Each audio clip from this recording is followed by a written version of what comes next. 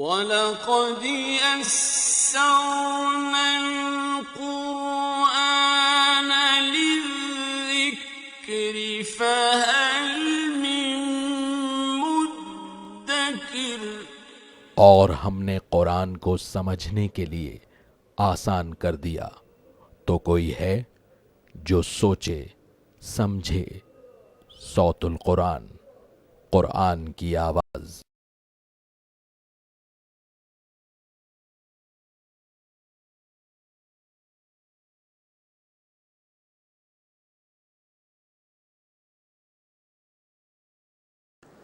نحمده ونصلي على رسوله الكريم اما بعد فاعوذ بالله من الشيطان الرجيم بسم الله الرحمن الرحيم يا ايها النبي اتق الله ولا تطع الكافرين والمنافقين ان الله كان عليما حكيما صدق الله العظيم۔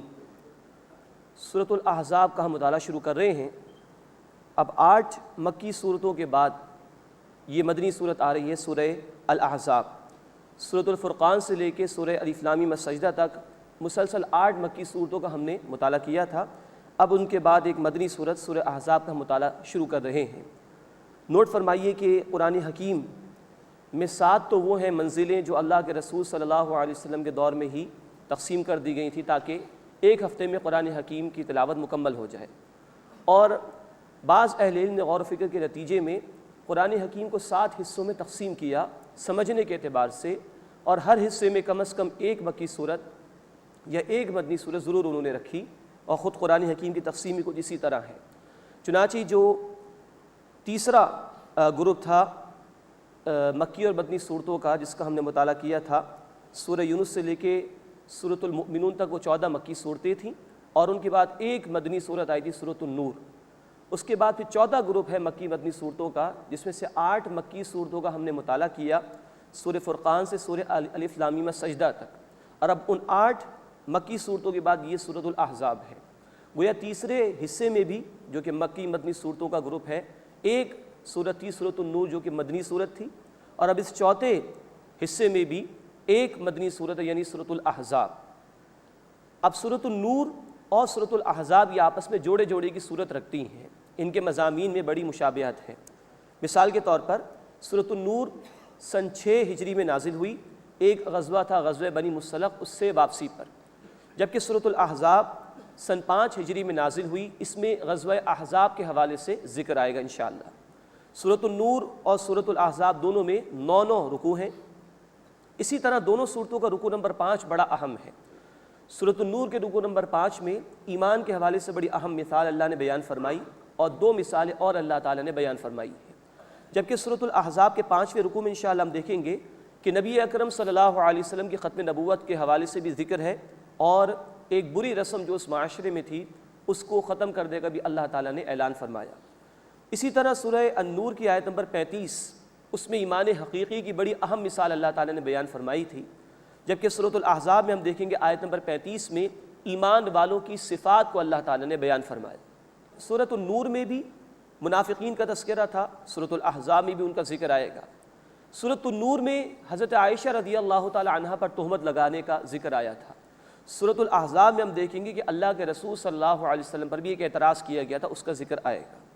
سورۃ النور میں گھر کے اندر کے پردے کا ذکر تھا، یعنی سطر کے حوالے سے احکامات، کہ جب ایک عورت محرم مردوں کے سامنے ہو تو وہ کیا رویہ اختیار کر سکتی ہے، جبکہ سورۃ الاحزاب میں گھر کے باہر کا پردہ، یا یوں کہیے کہ غیر محرم مرد کے سامنے جب عورت جائے گی تو کیا رویہ اس کو اختیار کرنا ہوگا، جسے حجاب کہتے ہیں، اس کے حوالے سے انشاءاللہ تفصیل آئے گی۔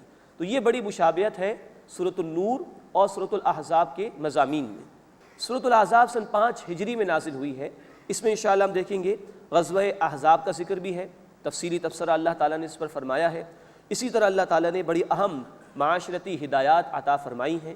حجاب یعنی گھر سے باہر کا پردہ، یا غیر محرم مردوں کے سامنے جب عورت جائے تو کیا لباس اختیار کرے، اس کی تفصیل انشاءاللہ تعالی ہمارے سامنے آئے گی، اور منافقین کے طرز عمل کو بھی اللہ تعالیٰ نے اس میں بیان فرمایا ہے۔ پہلے رکوع میں چند برائیاں اس معاشرے میں تھی، اس کا ذکر آیا ہے۔ زہار کا مسئلہ کہ ایک شخص اپنی بیوی کو اپنی ماں کہہ دیا کرتا تھا اور تعلق ختم کر دیا کرتا تھا، یا منہ بولے بیٹے کو حقیقی بیٹا وہ لوگ سمجھ لیا کرتے تھے، ان دونوں باتوں کی نفی کی گئی ہے۔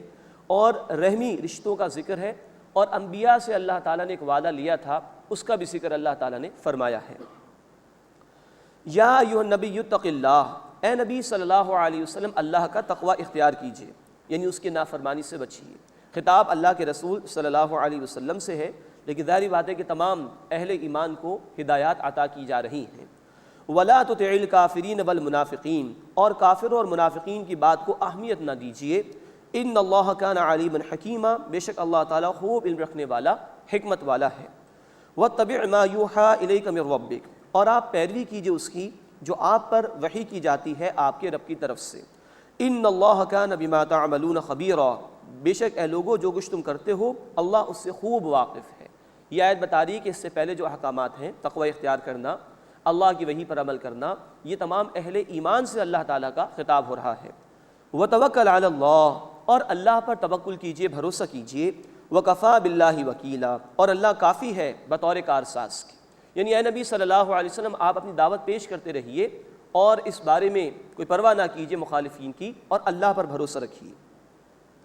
ما جعل اللہ لرجل من قلبین فی جوفی، اللہ تعالیٰ نے کسی آدمی کے لیے اس کے سینے میں دو دل نہیں بنائے۔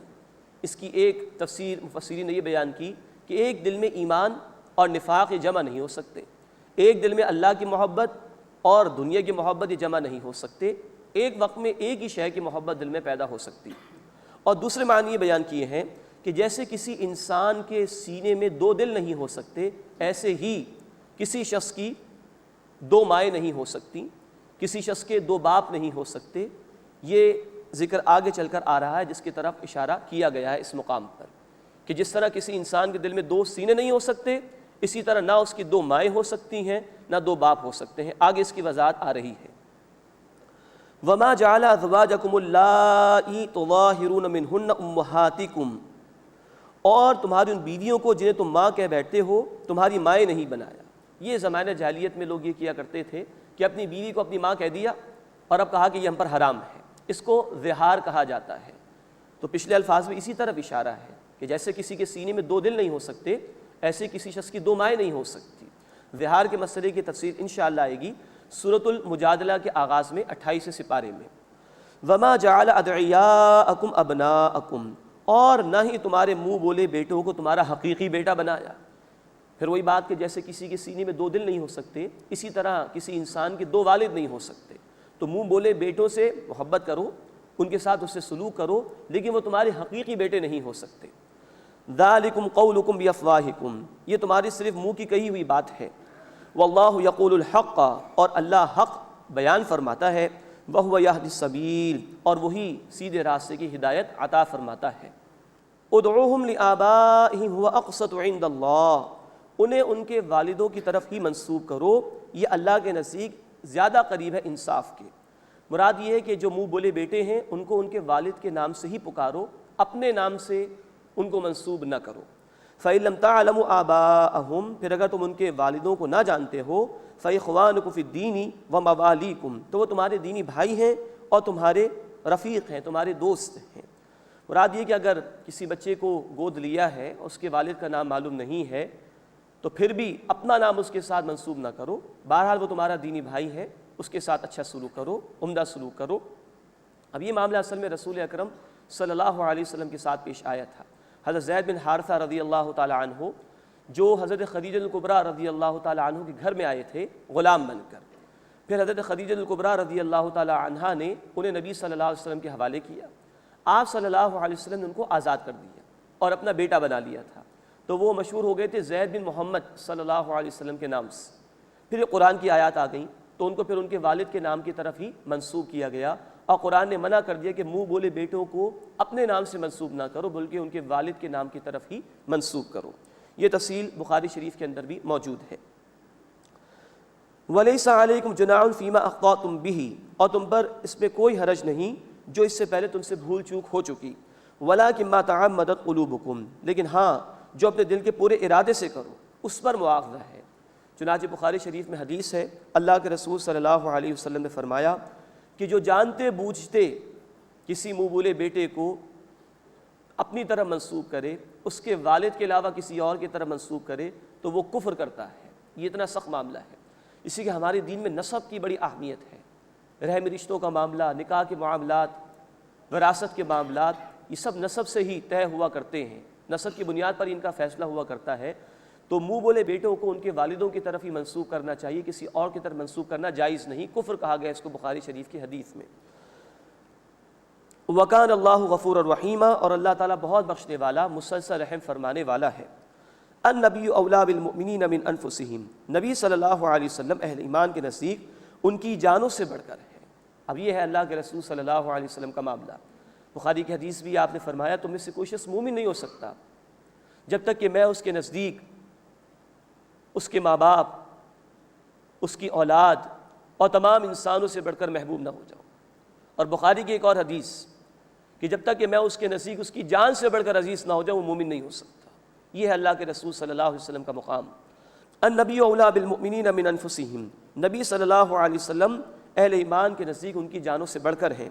وازواجہ امہاتہم، اور ان کی ازواج مطہرات اہل ایمان کی مائیں ہیں۔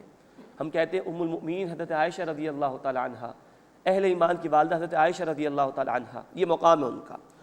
مزید نوٹ فرمائیے کہ ازواج مطہرات ہی خاص طور پر امت کی خواتین کے لیے نمونہ بھی ہیں، تو ان کو کہا گیا یہ امت کی مائیں ہیں۔ لیکن نوٹ فرمائیے آگے چل کے ذکر بھی آ جائے گا کہ نبی صلی اللہ علیہ وسلم کے بعد کسی مومن کے لیے جائز نہیں تھا کہ وہ امہات المؤمنین سے نکاح کرتا، جیسے کہ اپنی ماں سے نہیں کر سکتے۔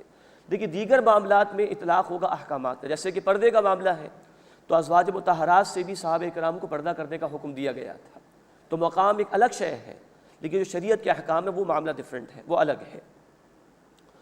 وَأُولُو الْأَرْحَامِ بَعْضُهُمْ أَوْلَىٰ بِبَعْضٍ فِي كِتَابِ اللَّهِ مِنَ الْمُؤْمِنِينَ وَالْمُهَاجِرِينَ، اور جو رحمی رشتہ دار ہیں اللہ کی کتاب میں ان میں سے بعض مسلمانوں اور مہاجرین کی نسبت ایک دوسرے کے زیادہ قریب، یعنی کہ ایمان کی بنیاد پر تعلق ہونا، رشتہ ہونا ایک الگ چیز ہے، لیکن جہاں شریعت کے احکامات کے لاگو ہونے کا معاملہ ہے، رحمی رشتوں کا معاملہ ہے، کس سے نکاح ہو سکتا ہے کس سے نہیں ہو سکتا، وراثت میں حصہ کس کو ملے گا، تو اس میں رحمی رشتہ دار ہی قریب ایک دوسرے کے، بقیہ اہل ایمان کے مقابلے میں کہ جو کہ بہرحال آپس میں ایک دوسرے کے بھائی ہیں رشتے میں ایمان کے اعتبار سے، لیکن جو رحمی رشتے ہیں وہ فائق رہیں گے شریعت کے احکامات کے اعتبار سے۔ إِلَّا أَن تَفْعَلُوا إِلَىٰ أَوْلِيَائِكُمْ مَعْرُوفًا، مگر یہ کہ تم اپنے دوستوں کے ساتھ کچھ حسن سلوک کرنا چاہو۔ مراد یہ کہ کوئی ہمارا دوست ہے دینی رشتے ناطے سے، کوئی ہمارا بھائی ہے دینی رشتے ناطے سے، اب وہ وراثت میں حق تو نہیں رکھتا ہمارے ہاں، لیکن اگر ہم اس کو دینا چاہیں کچھ تو ہم دے سکتے ہیں، وارث وہ نہیں ہے لیکن اس کے ساتھ کوئی حسن سلوک کیا جا سکتا ہے، جیسا کہ اللہ کے رسول صلی اللہ علیہ وسلم نے 1/3 مال تک وصیت کرنے کی اجازت دی ہے غیر وارث کے لیے۔ کان ذالک فی الکتاب مسطورا، یہ اللہ کی کتاب میں لکھا ہوا ہے، طے شدہ حکم ہے۔ اس کے بعد انبیاء سے ایک عہد لیا گیا تھا، اس کا ذکر آ رہا ہے۔ وَإِذْ أَخَذْنَا مِنَ النَّبِيِّينَ مِيثَاقَهُمْ وَمِنْكَ، اور اے نبی صلی اللہ علیہ وسلم یاد کیجئے جب ہم نے انبیاء سے ان کا عہد لیا اور آپ سے بھی، وَمِن نُوحٍ وَإِبْرَاهِيمَ وَمُوسَىٰ وَعِيسَىٰ ابْنِ مَرْيَمَ، اور نوح علیہ السلام سے اور ابراہیم علیہ السلام سے اور موسیٰ علیہ السلام سے اور عیسیٰ ابن مریم علیہ السلام سے، ان سب سے اللہ نے عہد لیا۔ وَأَخَذْنَا مِنْهُمْ مِيثَاقًا غَلِيظًا، اور ہم نے ان سے پختہ عہد لیا۔ ایک اشارہ ہے سورہ آل عمران آیت نمبر 81 کی طرف کہ جہاں انبیاء سے لیے گئے عہد کا ذکر آیا ہے، ہر رسول سے عہد لیا گیا تھا کہ اگر ان کے سامنے کوئی اور رسول آ جائیں تو وہ رسول ان کی نصرت کریں گے، ان کی مدد کریں گے، اور یہ عہد امتوں پر بھی لازم ہوتا تھا، جس طرح رسول پر لازم ایسے ہی امت پر بھی لازم کہ کوئی بھی رسول تمہارے سامنے آئے تو تمہیں ان کی پیروی کرنی ہوگی، ان کی نصرت کرنی ہوگی۔ لِيَسْأَلَ الصَّادِقِينَ عَنْ صِدْقِهِمْ، تاکہ اللہ تعالیٰ سچوں سے ان کی سچائی کے بارے میں سوال کرے۔ مراد یہ کہ اچھے لوگوں کو، نیک عمل کرنے والوں کو اچھا بدلہ دیا جائے گا، اور برے عمل کرنے والوں کو سزا دی جائے گی جنہوں نے رسولوں کا انکار کیا اور ان کی دعوت میں ان کے ساتھ شریک نہیں ہوئے اور ان کے دست و بازو نہیں بنے۔ وَأَعَدَّ لِلْكَافِرِينَ عَذَابًا أَلِيمًا، اور اللہ تعالیٰ نے کفر کرنے والوں کے لیے دردناک عذاب تیار کیا ہے۔ اب اس کے بعد جو سورہ مبارکہ کے 2 رکوع آ رہے ہیں، رکوع نمبر 2 اور 3، اس میں غزوہ احزاب پر اللہ تعالیٰ نے تبصرہ بیان فرمایا ہے۔ سن 5 ہجری میں شوال کے مہینے میں یہ غزوہ پیش آیا تھا۔ عرب کے قبائل تمام کے تمام تقریباً یہودیوں کی سازش کی وجہ سے اور کچھ انتقامی جذبات مشرکین کے بھی تھے، اس کی وجہ سے امڑ آئے مدینے کی ریاست کے خلاف۔ تقریباً 10,000 کا لشکر انہوں نے جمع کیا. یہود کے قبائل بھی اس میں پیش تھے اور انہوں نے چاہا کہ یک بارگی حملہ کر کے مسلمانوں کی تمام تر طاقت کو بالکل ختم کر دیا جائے. اللہ تعالیٰ نے اہل ایمان کی حفاظت فرمائی. یہی وہ موقع تھا کہ جس موقع پر مسلمانوں نے مدینے کا دفاع کیا اور اس کے لیے حضرت سلمان فارسی رضی اللہ تعالیٰ عنہ کے مشورے سے تقریباً 3 میل طویل خندق بھی کھودی گئی تھی مدینے کے دفاع کے لیے. اسی لیے اس غزوہ کو غزوہ خندق بھی کہا جاتا ہے. اور اللہ تعالیٰ نے اہل ایمان کی مدد فرمائی. 1 مہینے تک مشرکین نے محاصرہ کیا لیکن وہ ناکام رہے. پھر اللہ تعالیٰ نے فرشتوں کو بھی بھیجا, ایک زوردار آندھی بھی چلائی گئی اور ان کے خیمے بھی اڑ گئے, ان کے جانور بھی فرار ہو گئے اور یہ ناکام لوٹ گئے. اور بالآخر اللہ تعالیٰ نے اہل ایمان کی نصرت فرمائی. اس میں منافقین کا ذکر بھی آ رہا ہے رکوع نمبر 2 میں, اور ابتداً مختصر تفسیر اللہ تعالیٰ نے اس غزوے پر فرمایا رکوع نمبر 2 کے آغاز میں. تیسرے رکوع میں انشاءاللہ ہم دیکھیں گے کہ اہل ایمان کا ذکر بھی اللہ تعالیٰ نے اس غزوے کے حوالے سے فرمایا ہے. یا ایھا الذین آمنوا اذکروا نعمت اللہ علیکم, اے وہ لوگوں جو ایمان لائے ہو اپنے اوپر اللہ کی نعمت کو یاد کرو. اذ جاءتکم جنود, جبکہ تم پر بہت سے لشکر چڑھ آئے. فارسلنا علیہم ریحا, تو ہم نے ان پر آندھی بھیجی. وجنودا لم تروها, اور ایسے لشکر جنہیں تم نے نہیں دیکھا. وکان اللہ بما تعملون بصیرا, اور جو کچھ تم کرتے ہو اللہ اسے خوب دیکھنے والا ہے. اذ جاءوکم من فوقکم ومن اسفل منکم, جبکہ وہ تم پر چڑھ آئے تمہارے اوپر کی جانب سے. یہ غطفان اور حوازن کے قبائل تھے, وہ بھی آئے, اور تمہارے نیچے کی جانب سے مشرکین کی طرف اشارہ کہ قریش کے لوگ بھی آ گئے. وَإِذْ ذَاغَتِ الْأَبْصَارُ, اور جب آنکھیں چندھیا سی گئی تھیں. وَبَلَغَتِ الْقُلُوبُ الْحَنَاجِرَ, اور دل یعنی کلیجے منہ کو آنے لگے تھے. وَتَظُنُّونَ بِاللَّهِ الظُّنُونَ, اور تم اللہ کے بارے میں طرح طرح کے گمان کر رہے تھے. یہ اشارہ منافقین کی طرف ہے. هُنَالِكَ ابْتُلِيَ الْمُؤْمِنُونَ وَزُلْزِلُوا زِلْزَالًا شَدِيدًا, اور اسی موقع پر اہل ایمان آزمائے گئے اور شدید انداز سے وہ ہلا دیے گئے. 10,000 کا قریباً لشکر آیا.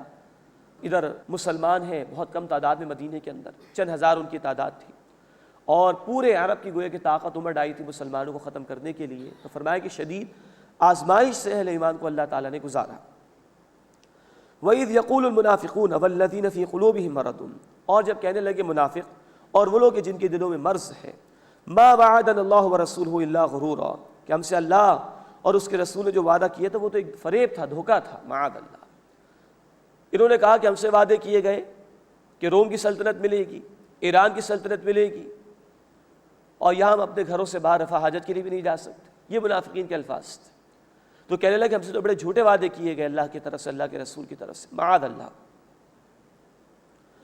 وَإِذْ قَالَ طَائِفَةٌ مِّنْهُمْ يَا أَهْلَ يَثْرِبَ, اور جب ایک گروہ نے کہا ان میں سے, اے مدینے والوں. یثرب یہ پرانا نام ہے مدینہ منورہ کا. لا مقام لکم فرجعوا, تمہارے لیے کوئی مقام نہیں, تم لوٹ جاؤ. مراد مدینہ چھوڑ دو, یا یہ ہے کہ اپنے پرانے مذہب کی طرف چلے جاؤ. اسلام پر عمل کرنے کے نتیجے میں تو یہ مشکلات ہمارے سامنے آ گئی. تب ایک یہ کردار ہے جو اللہ تعالیٰ پیش فرما رہے ہمارے سامنے کہ دین کے راستے میں مشکلات تو آتی. جو لوگ ایمان کے جھوٹے دعوے دار ہوتے وہ یہ کہتے ہیں کہ ہم سے جھوٹے وعدے کیے گئے, اور وہ دین سے فرار اختیار کرنا چاہتے ہیں. تو یہ کردار ہے جو اللہ نے بیان فرمایا. وَيَسْتَأْذِنُ فَرِيقٌ مِّنْهُمُ النَّبِيَّ يَقُولُونَ إِنَّ بُيُوتَنَا عَوْرًا, اور ان میں سے ایک گروہ اجازت مانگ رہا تھا نبی صلی اللہ علیہ وسلم سے. وہ کہتے تھے کہ ہمارے گھر تو غیر محفوظ ہیں. وَمَا هِيَ بِعَوْرًا, حالانکہ وہ غیر محفوظ نہیں. إِن يُرِيدُونَ إِلَّا فِرَارًا, وہ تو صرف فرار چاہتے ہیں. اللہ کے رسول صلی اللہ علیہ وسلم نے صحابہ کے ساتھ مل کر تدبیر فرمائی تھی. دفاع کے لیے خندق بھی کھودی گئی. جہاں سے آنے کے امکانات تھے مشرکین کے لشکروں کے, اللہ تعالیٰ کے رسول صلی اللہ علیہ وسلم نے دفاع کا اہتمام فرمایا. لیکن یہ لوگ فرار اختیار کرنا چاہ رہے تھے, اس لیے کہنے لگے ہمارے گھر تو بڑے غیر محفوظ ہو گئے. وَلَوْ دُخِلَتْ عَلَيْهِمْ مِنْ أَقْطَارِهَا, اور ان پر مدینے کے اطراف سے داخل ہو جائیں لوگ. ثُمَّ سُئِلُوا الْفِتْنَةَ, پھر ان سے یہ چاہا جائے کہ وہ فتنہ اختیار کر لیں, مراد دین کو چھوڑ دے. لَآتَوْهَا, تو منظور کر لیں گے. یہ ان کو دین عزیز نہیں ہے, ان کو اپنی جان اور مال عزیز ہے. تو کوئی ایسی صورت ہو جائے کہ ہر اطراف سے فوجیں آ جائیں اور اس سے کہا جائے اچھا تم اپنے دین کو چھوڑ دو, تو فوراً چھوڑ دیں گے. وَمَا تَلَبَّثُوا بِهَا إِلَّا يَسِيرًا, اور اس میں وہ صرف تھوڑی سی دیر لگائیں گے. وَلَقَدْ كَانُوا عَاهَدُوا اللَّهَ مِن قَبْلُ, حالانکہ وہ اس سے پہلے اللہ سے عہد کر چکے تھے. لا یولون الادبار، کہ وہ پیٹھ نہیں پھیریں گے، وکان عہد اللہ مسئولا، اور اللہ کا وعدہ پوچھا جانے والا ہے، اس کے متعلق سوال ہوگا اللہ کے حضور میں۔ غزوہ احد میں ان لوگوں نے پیٹھ پھیری تھی، 300 منافقین علیحدہ ہو گئے تھے، اس کے بعد انہوں نے کہا تھا کہ اچھا آئندہ ہم حصہ لیں گے قتال میں، اور وعدے کیے تو خوب اللہ تعالیٰ سے، لیکن دوبارہ انہوں نے پیٹھ پھیر دی، اس پر اللہ تعالیٰ تبصرہ فرما رہے ہیں۔ قُلْ لَن يَنْفَعَكُمُ الْفِرَارُ إِنْ فَرَرْتُمْ مِنَ الْمَوْتِ أَوِ الْقَتْلِ، اے نبی صلی اللہ علیہ وسلم فرما دیجئے تمہیں ہرگز نفع نہیں دے گا اگر موت یا قتل سے تم بھاگے، وَإِذًا لَا تُمَتَّعُونَ إِلَّا قَلِيلًا، اور اس صورت میں تم صرف تھوڑا ہی فائدہ دیے جاؤ گے۔ قتال سے جی چرا کر تمہاری جان نہیں چھوٹ جائے گی، موت بہرحال آنی ہے، کتنا فائدہ اٹھا لو گے، لیکن بالآخر تمہاری پکڑ ہوگی اور اللہ کے عذاب میں تم دوچار کیے جاؤ گے۔ قُلْ مَنْ ذَا الَّذِي يَعْصِمُكُم مِّنَ اللَّهِ، اے نبی صلی اللہ علیہ وسلم پوچھئے ان سے کون ہے جو تمہیں اللہ سے بچائے، ان اراد بکم سوءا او اراد بکم رحمہ، کہ اللہ کا تمہیں کوئی تکلیف پہنچانا چاہے یا تم پر رحمت فرمانا چاہے، ہے کوئی اللہ کے مقابلے میں جو تمہارے لیے اختیار رکھتا ہو؟ کوئی نہیں۔ وَلَا يَجِدُونَ لَهُم مِّن دُونِ اللَّهِ وَلِيًّا وَلَا نَصِيرًا، اور وہ اپنے لیے اللہ کے مقابلے میں نہ کوئی دوست پائیں گے اور نہ ہی کوئی مددگار۔ قَدْ يَعْلَمُ اللَّهُ الْمُعَوِّقِينَ مِنْكُمْ وَالْقَائِلِينَ لِإِخْوَانِهِمْ هَلُمَّ إِلَيْنَا، اللہ خوب جانتا ہے تم میں سے روکنے والوں کو اور اپنے بھائیوں سے یہ کہنے والوں کو کہ ہماری طرف آ جاؤ، کہتے تھے بھائی جان بچاؤ، کیا تم اللہ کے راستے میں نکل رہے ہو؟ تو فرمایا کہ اللہ خوب جانتا ہے ایسے لوگوں کو۔ وَلَا يَأْتُونَ الْبَأْسَ إِلَّا قَلِيلًا، اور وہ لڑائی میں نہیں آتے، قتال میں حصہ نہیں لیتے مگر بہت کم۔ أَشِحَّةً عَلَيْهِمْ، مسلمانوں تم پر بڑا کینہ رکھتے ہیں یہ لوگ۔ فَإِذَا جَاءَ الْخَوْفُ، پھر جب خوف آئے، رَأَيْتَهُمْ يَنظُرُونَ إِلَيْكَ، تو اے نبی صلی اللہ علیہ وسلم آپ ان کو دیکھیں گے کہ وہ آپ کی طرف دیکھتے ہیں، تَدُورُ أَعْيُنُهُمْ كَالَّذِي يُغْشَىٰ عَلَيْهِ مِنَ الْمَوْتِ، جیسے کہ ان کی آنکھیں پھرتی ہوں اس شخص کی طرح کہ جس پر موت کی بے ہوشی طاری ہو جائے۔ فَإِذَا ذَهَبَ الْخَوْفُ، پھر جب خوف چلا جائے، سَلَقُوكُمْ بِأَلْسِنَةٍ حِدَادٍ، تو اے مسلمانوں یہ تمہیں تانے دیں گے تیز زبانوں کے ساتھ، أَشِحَّةً عَلَى الْخَيْرِ، مال پر حرص کرتے ہوئے۔ اولئک لم یؤمنوا فاحبط اللہ اعمالهم، یہ لوگ ایمان نہیں لائے تو اللہ نے ان کے اعمال ضائع کر دیے۔ وکان ذلک علی اللہ یسیرا، اور یہ بات اللہ پر بہت آسان ہے۔ اب یہ کردار اللہ بیان کر رہے ہیں، یہ دنیا پرست ہے، مال پر بڑے حریص ہیں، مسلمانوں پر لعن طعن کریں گے جب یہ فوجیں چلی جائیں گی، ان کو دنیا عزیز ہے دین عزیز نہیں ہے، تو ان کے سارے اعمال ضائع ہو جائیں گے۔ یحسبون الاحزاب لم یذهبوا، وہ گمان کرتے ہیں کہ لشکر ابھی نہیں گئے، اتنے خوف زدہ ہیں۔ وَيَأْتِ الْأَحْزَابُ، اور اگر لشکر دوبارہ آ جائیں، يَوَدُّوا لَوْ أَنَّهُمْ بَعْدُونَ فِي الْأَعْرَابِ، تو وہ تمنا کریں گے کاش وہ دور ہو دیہات میں کہیں۔ يَسْأَلُونَ عَنْ أَنْبَائِكُمْ، تمہاری خبریں لوگوں سے پوچھتے رہیں، ان کو خوف ہے جان جانے کا، تب یہ جان چھوڑانے کے لیے چاہیں گے کہ یہاں سے کہیں دور چلے جائیں۔ يَسْأَلُونَ عَنْ أَنْبَائِكُمْ، تمہاری خبریں پوچھتے رہیں۔ وَلَوْ كَانُوا فِيكُمْ مَا قَاتَلُوا إِلَّا قَلِيلًا، اور اگر اے مسلمانوں یہ تمہارے درمیان ہوتے تو جنگ نہ کرتے مگر بہت ہی کم، یہ چاہتے ہی نہیں قتال کرنا، ان کو جان عزیز ہے، دنیا عزیز ہے، مال عزیز ہے، اس لیے کبھی اللہ کے راستے میں نہیں نکلیں گے۔ اب تیسرا رکو سورہ مبارکہ کا شروع ہو رہا ہے، اس میں نبی اکرم صلی اللہ علیہ وسلم کے اسوہ حسنہ کا ذکر بھی ہے اور اہل ایمان کی کیفیات کا ذکر ہے کہ جو ان کی کیفیات تھی غزوہ احزاب کے موقع پر۔ لَقَدْ كَانَ لَكُمْ فِي رَسُولِ اللَّهِ أُسْوَةٌ حَسَنَةٌ، یقیناً تمہارے لیے اللہ کے رسول صلی اللہ علیہ وسلم کی زندگی میں بہترین نمونہ ہے۔ لِمَنْ كَانَ يَرْجُو اللَّهَ وَالْيَوْمَ الْآخِرَ، اس کے لیے جو اللہ اور آخرت کے دن کی امید رکھتا ہو، وَذَكَرَ اللَّهَ كَثِيرًا، اور کثرت سے اللہ کا ذکر کرتا ہو۔ یہ آیت بہت مشہور آیت ہے، اس میں بتایا گیا اے ایمان والوں تمہارے لیے رسول اللہ صلی اللہ علیہ وسلم کی زندگی میں بہترین نمونہ ہے، زندگی کے ہر گوشے کے لیے آپ صلی اللہ علیہ وسلم کی ذات مبارکہ میں ہدایات موجود ہیں۔ لیکن اس آیت کا آخری حصہ بتا رہا ہے کہ اس اسوہ حسنہ سے فائدہ ان لوگوں کو ملے گا جو اللہ پر ایمان رکھتے ہو اور آخرت پر ایمان رکھتے ہو اور کثرت سے اللہ کا ذکر کرتے ہو۔ نوٹ فرمائیے، اللہ کے رسول صلی اللہ علیہ وسلم کی سیرت پر لکھنے والوں میں کفار بھی شامل ہیں، اللہ کے رسول صلی اللہ علیہ وسلم کی تعریف کرنے والوں میں غیر مسلم بھی شامل ہیں، لیکن ان کے لیے اسوہ حسنہ رہنما نہیں بن رہا، اس لیے کہ وہ اللہ پر ایمان نہیں رکھتے، آخرت پر ایمان نہیں رکھتے۔ تو اسوہ حسنہ سے فائدہ اسی کو ملے گا جو یاد رکھے کہ مجھے اللہ کے حضور جانا ہے، پیشی دینی، اور وہ کثرت سے اللہ کا ذکر بھی کرتا ہو۔ اس کے بغیر اسوہ حسنہ سے فائدہ نہیں مل سکتا۔ جیسے قرآن ہے تمام انسانیت کے لیے ہدایت، سورہ البقرہ آیت 185 میں تفصیل ہے، لیکن ملے گی ان کو جو تقوی اختیار کرنے والے ہیں۔ سورہ البقرہ آیت نمبر 2 میں کہا گیا ھدی للمتقین، تقوی اختیار کرنے والوں کے لیے قرآن ہدایت ہے۔ تو جو فائدہ اٹھانا چاہتا ہے اس اسوہ حسنہ سے، اس کے لیے شرط لازم ہے کہ وہ آخرت کی طلب رکھتا ہو، اللہ سے ملاقات کو یاد رکھتا ہو، اور کثرت سے اللہ کا ذکر کرتا ہو۔ اللہ ہمیں ان لوگوں میں شامل فرمائے۔ مزید نوٹ فرمائی، یہ آیت آئی ہے غزوہ احزاب کے بیان کے درمیان۔ پچھلے رکوع میں غزوہ احزاب پر کچھ تبصرہ اللہ کا آیا اور منافقین کا ذکر آیا۔ اب اس تیسرے رکوع میں یہ پہلی آیت ہے، اور اس کے بعد غزوہ احزاب کے موقع پر جو اہل ایمان کی شانیں تھی اس کا ذکر آ رہا ہے۔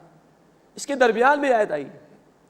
غزوہ احزاب نبی کریم صلی اللہ علیہ وسلم کی جو انقلابی جد و جہد تھی، اس کے درمیان ایک بہت بڑا معرکہ تھا، ایک بہت بڑا ٹرننگ پوائنٹ تھا۔ یہاں اسوہ حسنہ کیا ہے؟ اس جد و جہد میں شریک ہونا، یہ سب سے بڑی سنت ہے اللہ کے رسول صلی اللہ علیہ وسلم کی۔ چنانچہ یہ غزوہ احزاب ہے، ایک صحابی تشریف لائے، خندق کھود رہے ہوں گے، اپنی قمیص ہٹا کر دکھائی اور فرمایا انہوں نے کہ اللہ کے رسول صلی اللہ علیہ وسلم دیکھیے میں نے بھوک برداشت کرنے کے لیے اپنے پیٹ پر پتھر باندھ رکھا ہے۔ آپ نے اپنی قمیص ہٹا کر دکھائی، کہا میں نے 2 پتھر باندھ رکھے، میں بھی برداشت کروں اس بھوک کو۔ یہ سب سے بڑا اسوہ حسنہ، یہ 23 برس کی جد و جہد ہے رسول کریم صلی اللہ علیہ وسلم کی۔ تمام سنت مبارک ایک ایک سنت مبارک اور قیمتی ہے، لیکن یہ 23 برس کی سنت اللہ کے بندوں تک اللہ کا پیغام پہنچانا۔ سورہ یوسف آیت نمبر 108، انصاف کے نظام کو قائم کرنا زمین پر، سورہ الشورى آیت نمبر 15۔ یہ 23 برس کی سنت رسول اکرم صلی اللہ علیہ وسلم کی، اس کو فالو کرنا ہے سب سے بڑھ کر۔ اگر اس سنت پر عمل نہیں ہوا تو عین ممکن ہے کہ بقیہ سنتوں پر عمل کے نتیجے میں ہم کامیاب نہ ہو سکیں، کیونکہ سب سے بڑی سنت تو یہ 23 برس کی جد و جہد، جس کی خاطر آپ کی 2 بیٹیوں کو طلاق بھی ہوئی ہے، جس کی خاطر آپ کے گھر میں فاقے آئے، جس کی خاطر آپ نے قید برداشت کی 3 برس کی شعب ابی طالب میں، جس کی خاطر طائف کی گلیوں میں آپ کو لہو لہان کیا گیا، جس کی خاطر آپ کو احد کے میدان میں لہو لہان کیا گیا، جس کی خاطر 259 صحابہ نے جانوں کے نذرانے پیش کی، تب دین غالب ہوا ہے۔ یہ 23 برس کی سنت اللہ کے رسول صلی اللہ علیہ وسلم کی، یہ ہے سب سے بڑا اسوہ حسنہ کہ بندہ مومن اس جد و جہد میں شریک ہو۔ اللہ ہمیں اس کی توفیق عطا فرمائے۔ اللہ کے رسول صلی اللہ علیہ وسلم کی حدیث بھی ہے جامع ترمذی میں، من احب سنتی فقط احبنی، جس نے میری سنت سے محبت کی، اور یہ سب سے بڑی محبت ہے کہ اللہ کے دین کی جد و جہد کو پسند کیا جائے۔ فرمایا جس نے میری سنت سے محبت کی، یہ 23 برس کی سنت کہ دین کی جد و جہد میں شرکت کی جائے، اس نے مجھ سے محبت کی واقعتاً، جو میرے طریقے پر آ رہا ہے۔ یہ 23 برس کی جد و جہد ہے۔ اللہ ہمیں اس جد و جہد میں شامل ہونے کی توفیق عطا فرمائے۔ لقد کان لکم فی رسول اللہ اسوۃ حسنہ، یقیناً تمہارے لیے اللہ کے رسول صلی اللہ علیہ وسلم کی زندگی میں بہترین نمونہ موجود ہے۔ لمن کان یرجو اللہ والیوم الآخر، جو اللہ اور آخرت کے دن کی امید رکھتا ہو، وذکر اللہ کثیرا، اور اللہ کو کثرت سے یاد رکھتا ہو۔ اب اہل ایمان کا ذکر آ رہا ہے کہ اس آزمائش کے موقع پر ان کی کیفیت کیا تھی۔ وَلَمَّا رَأَى الْمُؤْمِنُونَ الْأَحْزَابَ، اور جب اہل ایمان نے لشکروں کو دیکھا، قالوا، انہوں نے کہا، هَذَا مَا وَعَدَنَا اللَّهُ وَرَسُولُهُ، یہ ہے وہ جس کا اللہ اور اللہ کے رسول صلی اللہ علیہ وسلم نے ہم سے وعدہ کیا تھا۔ وَصَدَقَ اللَّهُ وَرَسُولُهُ، اور اللہ اور اس کے رسول صلی اللہ علیہ وسلم نے سچ فرمایا۔ وَمَا زَادَهُمْ إِلَّا إِيمَانًا وَتَسْلِيمًا، اور اس بات نے اضافہ نہیں کیا ان میں مگر ایمان اور فرما برداری کے روش، کیونکہ اہل ایمان کو معلوم ہے کہ آزمائش آئیں گی۔ سورۃ البقرہ آیت 155، وَلَنَبْلُوَنَّكُمْ بِشَيْءٍ مِّنَ الْخَوْفِ وَالْجُوعِ وَنَقْصٍ مِّنَ الْأَمْوَالِ وَالْأَنفُسِ وَالثَّمَرَاتِ، ہم لازماً تمہاری آزمائش کریں گے، خوف کے ذریعے سے اور بھوک کے ذریعے سے اور جان کے نقصان کے ذریعے سے اور مال کے نقصان کے ذریعے سے اور ثمرات پیداوار پروڈکشن کے نقصان کے ذریعے سے۔ اہل ایمان کو تو یہ بات بتا دی گئی تھی سورۃ البقرہ ہی میں، تو تیار تھے کہ آزمائشیں آئیں، لیکن جب یہ آزمائشیں آئیں تو ان کے ایمان میں اور اضافہ ہوا، ان کی فرما برداری کی روش میں اور زیادہ اضافہ ہو گیا۔ من المؤمنین رجال صدقوا ما عاہدوا اللہ علیہ، اہل ایمان میں سے کچھ ہیں کہ انہوں نے اللہ سے جو عہد کیا تھا وہ سچ کر دکھایا۔ فمنہم من قضی نحبہ، بس ان میں سے کچھ ہیں جو اپنی نظر پوری کر چکے ہیں، یعنی جان کا نذرانہ پیش کر چکے، جام شہادت نوش کر چکے۔ ومنہم من ینتظر، اور ان میں سے کچھ ہیں جو انتظار میں ہیں کہ کب وقت آئے اور ہم جان کا نذرانہ اللہ کے راستے میں پیش کریں۔ وما بدلوا تبدیلا، اور انہوں نے اس میں کچھ بھی کمی نہیں کی، وہ اپنے اس وعدے پر قائم ہیں اور تیار ہیں اللہ کے راستے میں جان لٹانے کے لیے۔ اللہ یہ جذبہ ہمیں بھی عطا فرمائے اور اپنے راستے میں شہادت کی موت عطا فرمائے۔ لیجزی اللہ الصادقین بصدقہم، تاکہ اللہ تعالیٰ سچے لوگوں کو ان کی سچائی کا بدلہ عطا فرمائے۔ ویعذب المنافقین ان شاء ویتوب علیہم، اور اگر وہ چاہے تو منافقین کو عذاب دے یا ان کی توبہ قبول فرمائے۔ ان اللہ کان غفورا رحیما، بے شک اللہ تعالیٰ بہت بخشنے والا، مسلسل رحم فرمانے والا ہے۔ ورد اللہ الذین کفروا بغیظہم، اور اللہ نے کفر کرنے والوں کو لوٹا دیا ان کے غصے میں بھرے ہوئے۔ لم ینالوا خیرا، انہوں نے کوئی بھلائی نہیں پائی۔ وکفی اللہ المؤمنین القتال، اور اللہ کافی ہو گیا اہل ایمان کے لیے قتال کے لیے، یعنی اس جنگ کے لیے اللہ کافی ہو گیا ان کے لیے۔ جیسے سورہ الانفال آیت نمبر 17 میں الفاظ بدر کے موقع کے لیے، فلم تقتلوہم ولکن اللہ قتلہم، مسلمانوں تم نے ان مشرکین کو قتل نہیں کیا، اللہ نے قتل کیا۔ یہاں پر بھی کہا جا رہا ہے کہ ان مشرکین اور مخالفین کے مقابلے میں قتال کے لیے اللہ کافی ہو گیا اہل ایمان کے لیے۔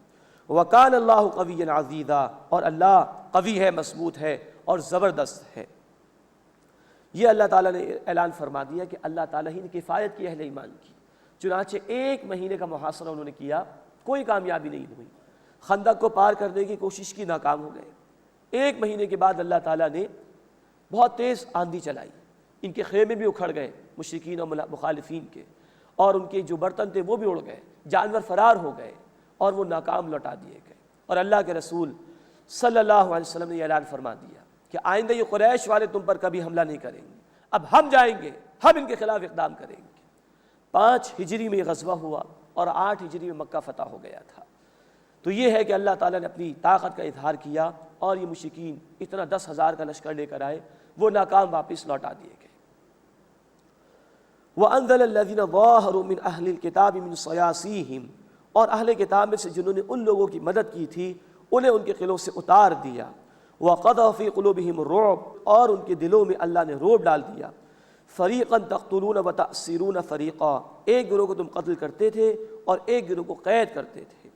یہ اشارہ ہے بنو قریظہ کے خلاف جو اقدام ہو اس کی طرف۔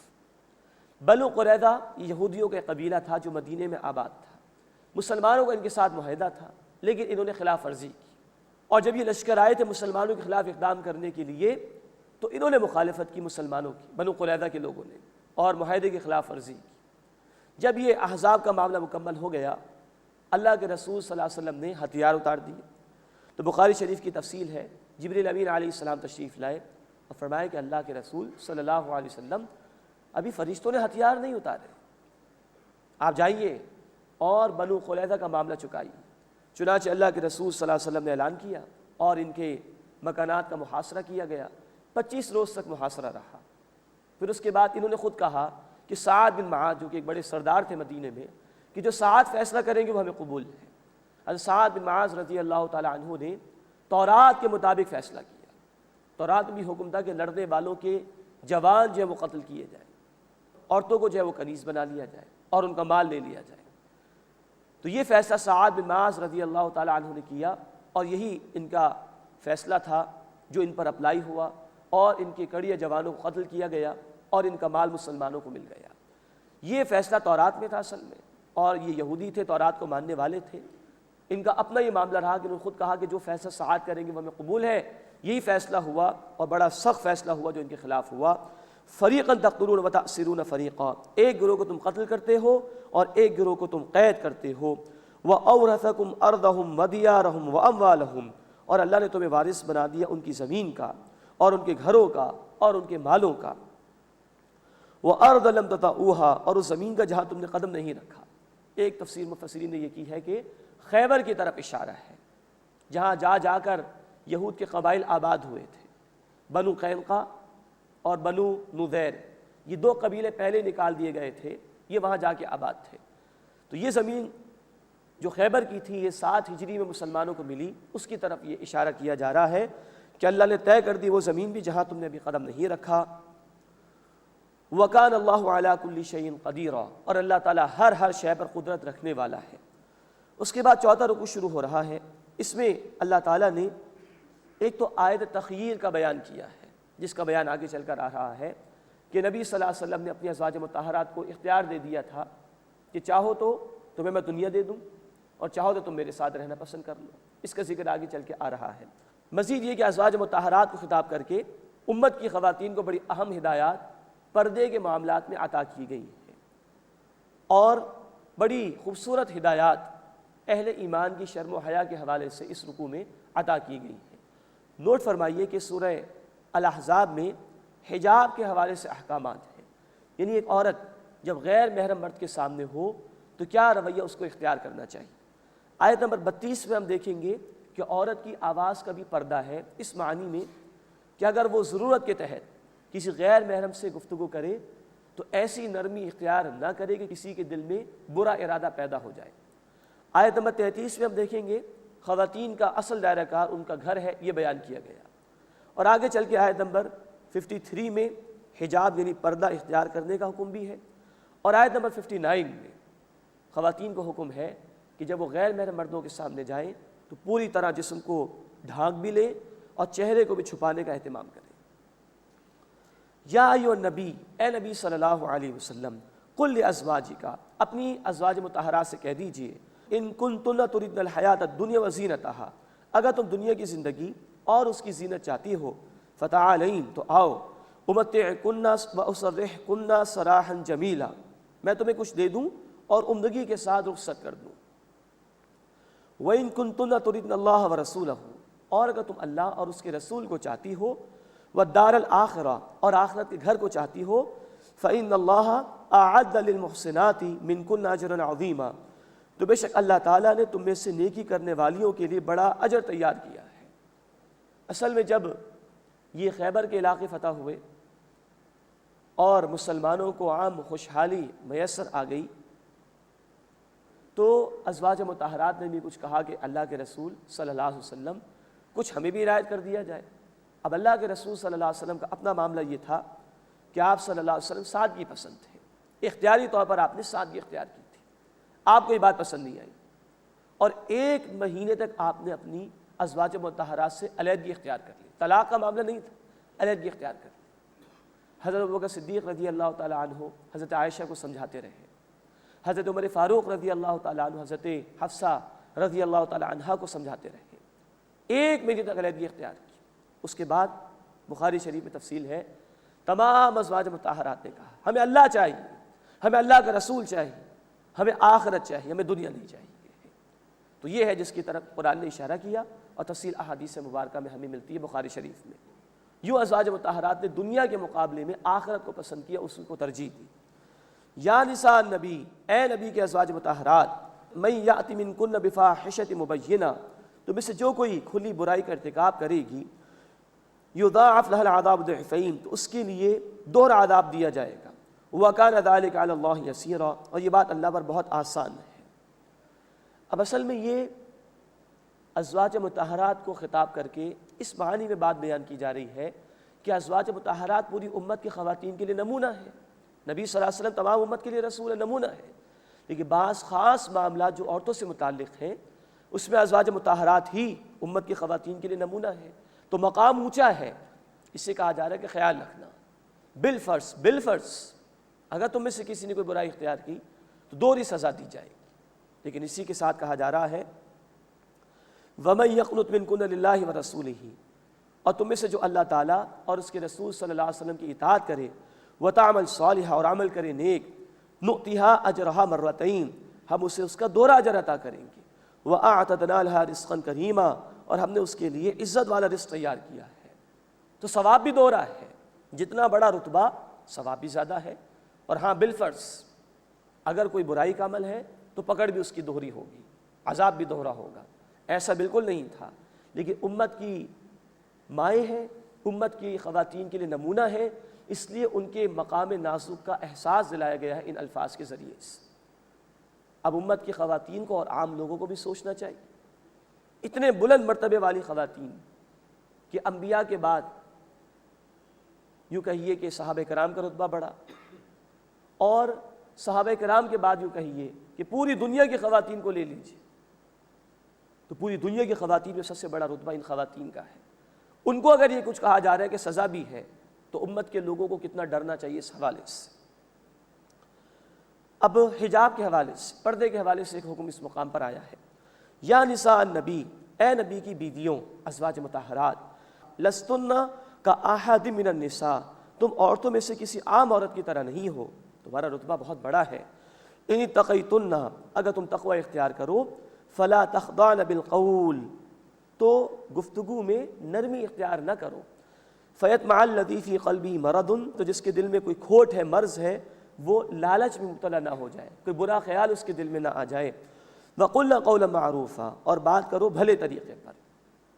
اب یہ ہے ایک خاتون کے لیے کہ جب وہ غیر محرم مرد سے بات کرے تو گفتگو اتنی نرم نہ ہو کہ کسی کے دل میں برا خیال پیدا ہو جائے۔ اس کا یہ مطلب قطعاً نہیں کہ بس زبانی پر اتر آئے۔ وقلنا قولا معروفا، اور بات کہو بالکل درست، غیر مہذبانہ انداز نہ ہو، لیکن ایسی نرمی نہ ہو بات میں کہ کسی کے دل میں برا خیال پیدا ہو جائے۔ اب یہ ساری پابندی لگائی جا رہی ہے اس لیے کہ لوگوں کے دلوں کو پاک صاف رکھا جائے، زنا کے دروازے کو بند کر دیا جائے بالکل۔ 100 مرد بیٹھے ہوں، 50 مرد ان کے قریب سے گزر جائیں، کچھ احساس نہیں ہوتا، یہ فطرت میں ہے، لیکن ایک عورت گزر جائے تو مڑ کر دیکھنے کا خیال آتا ہے۔ تو عورت کی آواز میں بھی یہ شیرینی اللہ نے رکھی ہے کہ اس کے نتیجے میں کسی مرد کے اندر برا خیال پیدا ہو سکتا ہے۔ تو ایک عورت کے لیے کہا گیا کہ جب وہ غیر محرم سے بات کرے تو آواز میں ایسی نرمی نہ ہو کہ کسی کے دل کے اندر برا خیال پیدا ہو جائے۔ وقرن فی بیوتکن، اور اپنے گھروں میں ٹک کر رہو۔ ولا تبرجن تبرج الجاہلیت الاولی، اور پچھلے زمانے جاہلیت کے بناؤ سنگار کا اظہار کرتی نہ پھرو۔ واقمن الصلاۃ، نماز قائم کرو۔ وآتین الزکاۃ، اور زکوٰۃ ادا کرو۔ وآتین اللہ ورسولہ، اور اللہ تعالیٰ اور اس کے رسول صلی اللہ علیہ وسلم کی اطاعت کرو۔ یہ دوسری بات اس مقام پر آئی حجاب کے حوالے سے، پردے کے حوالے سے۔ عورت کا اصل دائرہ کار اس کا گھر ہے، مردوں کو باہر کے کاموں کا ذمہ دار شریعت نے بنایا۔ وہ جو مامتا درکار ہے بچوں کی پرورش کے لیے وہ عورت میں رکھی گئی۔ پھر عورت کو اللہ تعالیٰ نے فطرت اور کمزور بھی پیدا کی تو اس کو گھر کی ذمہ داری عطا کی گئی، گھر کی ملکہ بنایا گیا ہے، اور اس کا اصل دائرہ کار گھر میں بیان کر دیا گیا۔ اللہ کے رسول صلی اللہ علیہ وسلم کی حدیث جامع ترمذی میں آپ نے فرمایا کہ عورت چھپائے جانے کے لائق ہے، باہر نکلتی ہے تو شیطان طاق میں لگا رہتا ہے، اور وہ اللہ کی رحمت کے قریب اس وقت زیادہ ہوتی ہے جب وہ گھر کے اندر ہوتی ہے۔ ابو داؤد شریف کی روایت ہے کہ عورت کی وہ نماز ہی پسندیدہ ہے جو وہ گھر میں ادا کرتی ہے۔ یہ ساری پابندی اس لیے کہ عورت کی عزت اور اس کی شرم و حیا کو محفوظ رکھا جائے اور پاکیزہ جذبات کو معاشرے میں پروان چڑھایا جائے۔ بعض لوگ کہتے ہیں کہ یہ احکامات ازواج مطہرات کے لیے بات غلط ہے، کہا جا رہا ہے نماز قائم کرو اور زکوٰۃ ادا کرو اور اللہ اور رسول کی اطاعت کرو، کیا یہ حکم بھی ازواج مطہرات کے لیے فقط ہوگا، امت کی خواتین کے لیے نہیں ہوگا؟ یہ بات بہت غلط ہے۔ جب ان کو ہے جو اتنی پاکیزہ خواتین تھی تو باقی عورتوں کو کتنا خیال رکھنا چاہیے۔ انما یرید اللہ لیذھب عنکم الرجس اہل البیت، بے شک اللہ تعالیٰ چاہتا ہے کہ اے اہل بیت کہ اللہ تم سے ناپاکی کو دور فرما دے، ویطہرکم تطہیرا، اور ہر طرح سے خوب پاک فرما دے۔ تمہیں امت کی عورتوں کے لیے نمونہ بننا ہے تو اللہ تعالیٰ چاہتا ہے کہ تمہیں پاک صاف فرما دے۔ یہاں اشارہ ہے کہ اہل بیت میں اولاً ازواج مطہرات شامل ہیں، یہی بات آئی تھی سورہ ہود آیت نمبر 73 میں۔ وَاذْكُرْنَ مَا يُتْلَىٰ فِي بُيُوتِكُنَّ مِنْ آيَاتِ اللَّهِ وَالْحِكْمَةِ، اور یاد رکھو اسے جو تمہارے گھروں میں اللہ کی آیات اور حکمت میں سے تلاوت کیا جاتا ہے، پڑھا جاتا ہے۔ حکمت سے مراد مفسرین نے لیے سنت، احادیث مبارکہ۔ ان اللہ کان لطیفا خبیرا، بے شک اللہ تعالیٰ باریک بھی ہے اور خوب خبر رکھنے والا ہے۔ اللہ تعالیٰ ہمیں ان آیات کا فہم عطا فرمائے اور ان پر عمل کرنے کی توفیق عطا فرمائے۔ وآخر دعوانا الحمد للہ رب العالمین۔